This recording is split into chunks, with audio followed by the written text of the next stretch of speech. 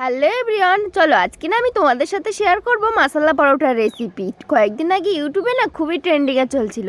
তার জন্য 2 কাপ ময়দা নিয়ে নিয়েছি, একটু চিনি, একটু লবণ আর একটু সাদা তেল দিয়ে ভালো করে ময়াম দিয়ে নিচ্ছি। ময়দাটা ভালো করে মেখে নিতে হবে যতক্ষণ না এক মুঠোর মধ্যে চলে আসলেই মনে করতে হবে ময়ামটা হয়ে গেছে। এরপরে অল্প অল্প জল দিয়ে ভালো করে আমাকে একটা ডো বানিয়ে নিতে হবে। এরপর ময়দার ডোটা না হাত দিয়ে ভালো করে প্রেস করে করে মাখিয়ে নিতে হবে, কারণ যত ভালো করে মাখানো হবে পরোটাটা তত সফট হবে।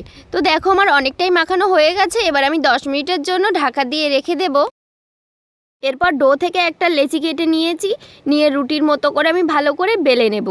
আর আগের থেকেই না আমি পেঁয়াজ কুচি করে রেখেছিলাম, সেই পেঁয়াজগুলো দিয়ে দেবো। আর দিয়ে দেবো অল্প করে একটু গোটা জিরে, একটু মরিচ গুঁড়া আর একটু শুকনো লঙ্কার গুঁড়া। তো তোমরা যদি ঝাল খেতে পছন্দ করে থাকো তাহলে কিন্তু কাঁচা লঙ্কাও কুচি করে কেটে দিয়ে দিতে পারো। পরে পরোটাটা বানানোর জন্য দেখো আমি এইভাবে শেপ দিয়ে নিচ্ছি। তোমরা যে কোনো স্টাইলে শেপ দিতে পারো। তো আমি এইভাবে মুড়িয়ে নিয়ে এরপরে গোল করে নেব। নিয়ে তারপরে আমি একটা ছুরি দিয়ে অর্ধেকটা কেটে নেব। নিয়ে একটু ময়দা দিয়ে ওপর থেকে বেলে নেব।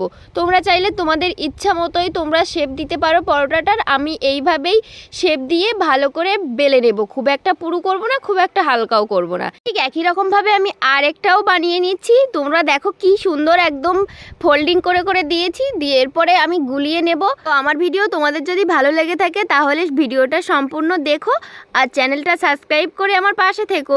দুটো পরোটা বানানো হয়ে গেছে। এরপরে আমি একটা তাওয়া নিয়ে নিয়েছি। তাওয়াটা গরম হলে আমি পরোটাগুলো হালকা আছে ভেজে নেব। তো আমার পরোটাগুলো দেখতেই পাচ্ছ একদম রেডি হয়ে গেছে আর কত সফট হয়েছে। তো এবার আমি তোমাদেরকে টেস্ট করে বলি কেমন হয়েছে। পরোটাটা খেতে খুবই ভালো হয়েছিল। তোমরাও বাড়িতে ট্রাই করে দেখতে পারো, খুবই ভালো হবে।